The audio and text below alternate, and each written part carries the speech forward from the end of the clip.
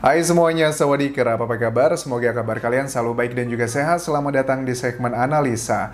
Nah, hari ini kita akan bahas adalah mengenai sejumlah netizen dan juga berita yang membahas mengenai video analisaku, baik itu media online ataupun juga di YouTube, juga channel lainnya, yang ada beberapa statement bahwa yang menyatakan Yosep mulai anarkis, diam-diam Yosep melabrak Anjas Thailand dan akan melaporkan gara-gara ini. Oke, aku sudah lihat videonya, terus juga ada beberapa teman-teman yang komentar bahwa Yosep akan melaporkan para YouTuber gitu, yang selama ini memfitnah dia dan sebagainya. Oke, sebelum aku bahas lebih lanjut, yang pertama akan aku sampaikan adalah setiap orang adalah memiliki hak mau melaporkan siapapun tuh boleh-boleh aja. Tapi ya nggak tahu mau Yosep, mau Danu, atau Yoris, atau siapapun yang aku bahas di video analisa. Pertama begini, tidak ada maksud aku menuduh siapapun, bahkan sepengetahuan aku, kalian bisa cek di video-video analisaku, semua hal yang aku bahas adalah hal-hal yang memang beredar di media massa, dan aku tidak pernah menyebutkan misalnya bahwa Yosep adalah pelakunya, atau Danu, atau Yoris, atau Bu Mimin, Arigi, atau yang lainnya. Aku tidak pernah menyebutkan bahwa mereka adalah sebagai pelakunya. Tapi kenapa aku bahas mereka? Karena memang ada temuan-temuan di media massa dan kita bahasnya secara logika. Kalau aku udah lihat video yang ini, kalau video yang ini aku melihatnya bahwa ini adalah konteksnya pada saat Pak Yosep menghubungi aku, kemudian menyampaikan sesuatu hal dan sudah aku sampaikan juga di media massa. Dan pada saat aku membahas ini dan aku sampaikan ke Pak Yosep bahwa bagian yang memberatkan bagi Pak Yosep adalah tentang noda merah di bajunya. Tapi kalau hal-hal yang lain sifatnya adalah omongan. Tapi kalau hal tersebut sifatnya adalah kayak ilmiah begitu. Tapi kan tim penyidik juga sudah memiliki jawaban ya seharusnya. Apakah itu sumbernya dari mana, punya siapa, itu adalah bagian ilmiah yang bisa menjawab semua itu. Oke, tapi kalau secara logika gini ya, dan sepengetahuan aku sampai sekarang, Pak Yosep tidak pernah mengeluarkan statement akan menuntut aku gitu. Dan kalaupun ada yang mau menuntut aku, menurut aku sih ya gimana ya, apa yang harus dituntut gitu, karena aku tidak pernah mengeluarkan kata-kata yang menuduh siapapun begitu. Dan harusnya sih gini ya, siapapun yang mengeluarkan menuntut seseorang itu boleh-boleh saja, tapi juga di polisi juga kepolisian pada saat menerima laporan, tidak semua laporan itu akan diterima gitu. Lihat mana yang aku dinilainya menuduh mereka atau Pak Yosep atau Bu Mimin atau yang lainnya. Kalau aku ada yang dinilai menuduh mereka, ya hal-hal tersebut akan dicek dulu oleh kepolisian, dan dari kepolisian apakah laporannya diterima atau tidak. Itu adalah haknya mereka, Pak Yosep atau siapapun. Yang kedua adalah juga harus hati-hati kan ya, kalau laporan mereka ditolak, itu bisa berbalik ke orang yang melaporkan atas nama pencemaran nama baik. Jadi itu adalah dua hal yang harus kita pahami. Tapi terlepas dari itu semua, yang pasti kalau memang analisaku dinilai menyudutkan oleh sebagian orang, menyudutkan Danu atau Yosep atau Bu Mimin atau siapapun, atau Yoris juga, ya yang pasti aku akan meminta maaf begitu. Tapi kalau dinilai itu adalah menuduh, menurut aku sih tidak ya, karena tidak ada kata-kata yang keluar dari mulutku menuduh mereka. Kalaupun aku menyebutkan Yosep ya seperti tadi itu, karena memang sudah ada data-datanya, sudah ada di media massa. Begitupun juga dengan Danu, aku membahas mengenai puntung rokok, atau membahas mengenai gonggongan anjing atau digigit anjing, itu kan memang sudah ada keterangan dari dirinya sendiri dan kita bahasnya secara logika, apakah ini mungkin, apakah itu tidak mungkin. Tapi terlepas dari itu semua, seharusnya begini ya, kalau aku memposisikan diri sebagai anggota keluarga korban begitu, ada beberapa orang yang sempat komentar di Instagramku yang mereka meminta aku untuk membahas kasus kriminal yang terjadi di anggota keluarganya. Mas Anjas, bisa nggak sih dibahas kasus yang menimpa ada kakakku, menimpa adekku, di blow up di media massa agar mendapat perhatian dari nasional, dari kepolisian dan sebagainya. Dari situ aku bisa menangkap seharusnya kalau memang nggak ya, konteksnya memang berbeda, karena kalau kasus di Subang ini kan orang-orang yang dicuriga adalah orang-orang yang keluarga dekatnya, aku paham sekali. Tapi di hati kecil harusnya mereka juga membuat ada rasa yang seneng gitu. Senengnya adalah kasus ini terus dibahas agar tidak hilang begitu saja, agar keadilan untuk kedua orang yang dicintainya, Ibu Tuti dan juga Amel, itu bisa terus diperjuangkan oleh masyarakat, terus diperjuangkan oleh netizen, walaupun di sepanjang perjalanan kita paham ya, karena kasus ini berbeda dengan kasusnya Jessica ataupun kasusnya Akshena, mahasiswa UI, karena kalau di dua kasus tersebut orang-orang yang dicurigai bukanlah keluarganya, tapi adalah orang-orang di luar. Walaupun di kasusnya Jessica, sang suami pun juga sampai sekarang itu adalah orang yang menjadi salah satu dicurigai gitu. Tapi ya mungkin tidak terlalu sekuat dengan kasus di Subang ini. Aku juga bisa memahami itu. Tapi sekali lagi ya, berita ini apakah ini benar atau tidak, itu adalah tidak benar. Karena mungkin ini hanyalah clickbait aja dari channel YouTube ini yang menyatakan bahwa Yosep melabrak Anjas, itu tidak benar.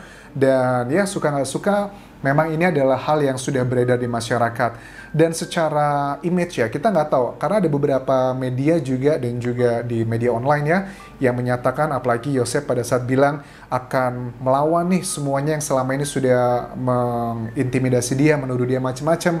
Harusnya kalau bagi aku pribadi, video-video analisa aku itu adalah semuanya lebih sifatnya adalah pembahasan ya. Cenderungnya adalah 50-50. Kemungkinan-kemungkinan. Kalau mau dibandingkan dengan video-video yang lainnya, misalkan yang mohon maaf nih, kayak Korin yang menuduh A, B, C, D gitu, dia adalah pelakunya, ampun ayah, sakit ayah, hal-hal seperti itu menurut aku jauh lebih parah dibandingkan video analisa. Kenapa nggak mereka gitu? Kenapa harus video analisa yang mengedepankan logika, yang membahasnya adalah berdasarkan data-data di media massa? Kenapa itu harus menjadi masalah? Menurut aku adalah hal yang aneh, kecuali aku membahas sesuatu hal misalkan kayak Yosep adalah kayak noda merah. Di noda merah tersebut, Anjas dapat dari mana? Itu mengada-ngada, itu beritanya nggak benar. Itu aku bisa dituntut. Tapi kan noda merah itu adalah memang sudah tersebar di media massa. Yosep pun juga sudah mengatakan. Ataupun juga mengenai puntung rokok. Apakah itu data dari Anjas sendiri? Ataukah dari media massa? Itu kan sudah memang di media massa sudah banyak kan? Dan kita membahasnya. Ataupun juga tentang gigitan anjing.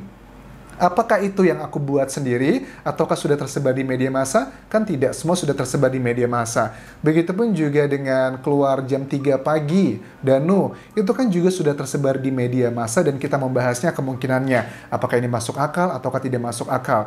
Dan ada beberapa data-data lainnya yang pada umumnya yang aku bahas adalah memang sudah berasal dari media massa, dan walaupun aku membahas hal tersebut yang sudah ada sumbernya dari media massa, tapi aku tidak pernah mengatakan itu adalah menuduh A, menuduh B, menuduh C. Jadi menurut aku kalau dibilang video analisaku adalah tuduhan-tuduhan, menurut aku enggak ya. Aku lebih mengedepankan adalah logika-logika berpikir. Dan kenapa aku membuat video analisa mengenai kasus Subang ini? Karena memang banyak sekali di awal-awal kasus ini muncul di Agustus, September, Oktober, itu banyak banget video-video yang terutama yang video tanpa ada youtubernya, tanpa ada hostnya, tanpa ada presenternya, itu narasinya bisa kemana-mana, thumbnailnya bisa kemana-mana, itu memang benar. Makanya salah satu cara untuk meminimalisir, mengurangi, mengikis hal-hal yang sifatnya adalah hoax tersebut ya, dengan kita bahas apakah benar atau tidak. Kalaupun benar, kemungkinannya kenapa seperti ini, ataupun salah kenapa seperti itu. Jadi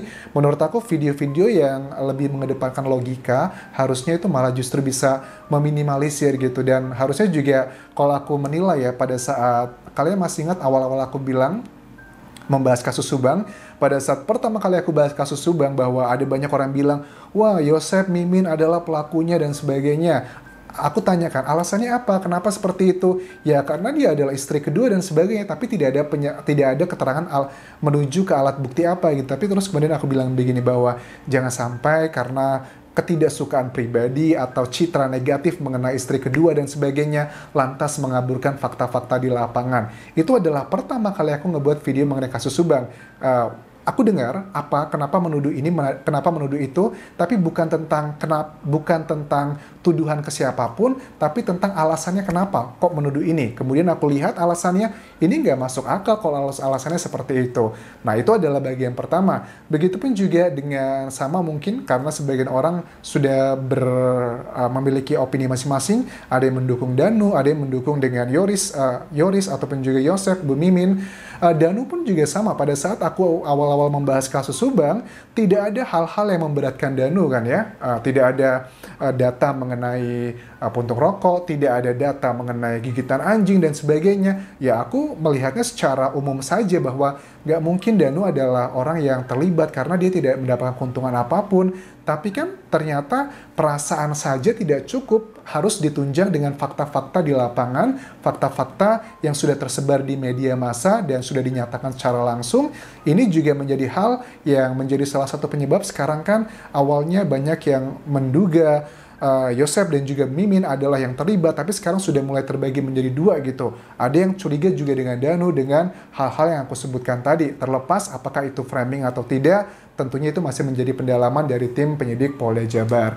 Tapi sekali lagi, kalau dinilai buat saksi-saksi yang sering aku bahas, ada hal-hal yang tidak benar atau hal-hal yang harus diluruskan, aku terbuka sekali ya. Memang selama ini beberapa kali Yosep dan juga Mimin adalah dan juga saksi lainnya, mantan pacar Amel, kemudian juga ada beberapa saksi lainnya di sekitar Subang yang menghubungi aku, tapi mereka tidak mau menyebutkan, tidak mau dibuka data-datanya, identitasnya tidak aku hargai tersebut. Tapi nggak hanya mereka kok, siapapun, mau dari timnya Danu, atau dari Yoris, atau dari istri Yoris dan sebagainya, aku selalu membuka karena Instagramku tidak aku kunci, semua orang bisa mengirim DM, terus juga aku menaruh emailku, jadi kalau memang mereka bersedia untuk ngobrol dengan aku ya akan aku bahas semuanya itu gitu. Jadi menurut aku kalau seandainya memang benar Pak Yosep akan menuntut YouTuber, menurut aku ini masih isu-isu aja, nggak tahu apakah ini benar atau tidak. Tapi kalau menurut aku sih,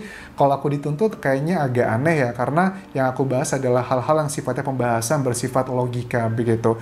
Dan secara citra, kalau seandainya ada saksi yang menuntut YouTuber ataupun juga berita-berita online lainnya, citranya akan tidak baik. Kenapa? Karena kasusnya belum terungkap, tapi kok sudah ngurusin YouTuber dan sebagainya, takutnya itu malah kesannya kayaknya ingin menutupi sesuatu hal gitu. Tapi sekali lagi itu adalah hak setiap orang ya, warga negara Indonesia. Kalau dinilai merasa dirugikan ya bisa aja menuntut dan sebagainya. Tapi ingat ya, tidak semua laporan dari warga negara Indonesia itu akan diterima oleh penyidik, itu karena oleh kepolisian. Karena kepolisian juga sebelum memproses sebuah laporan itu akan dicek dulu bukti-buktinya kuat atau enggak. Kalau nggak kuat, hati-hati, nanti ini bisa menyerang ke pelapor kembali dengan atas nama pencemaran nama baik. So, tapi kalau secara pribadi dinilai aku melakukan hal yang salah, ya pasti akan aku minta maaf, pasti akan aku klarifikasi, pasti akan aku perbaiki. Karena niat utama aku mengawal kasus Subang ini adalah untuk mencari tahu nih, siapakah pelakunya, siapakah tersangka dari pembunuhan Ibu Tuti dan juga Amel di 18 Agustus 2021. Tidak ada maksud yang lain, hanya itu adalah tujuan utamaku. I think that's all yang bisa aku address mengenai isu ini. Mudah-mudahan ini hanyalah sekedar isu saja, tidak menjadi kenyataan. Dan ya kita lihat nanti seperti apa. Tapi tujuan utamaku adalah sekali lagi kita terus kawal kasus Subang ini agar ketahuan siapakah tersangkanya. Dan selama video aku ngebahas mengenai kasus Subang, aku tidak pernah mengatakan menuduh A, B, C, D. Semuanya masih dugaan-dugaan. Dan hal-hal yang aku bahas di video analisa pada umumnya adalah hal-hal yang memang sudah tersebar di berita, di sosial media, kemudian kita analisa. Kita menggunakan logika berpikir, tidak hanya menggunakan perasaan dan perasaan saja. Terima kasih sudah menonton, sampai ketemu lagi di video berikutnya. Kapun kerap semuanya. Bye-bye.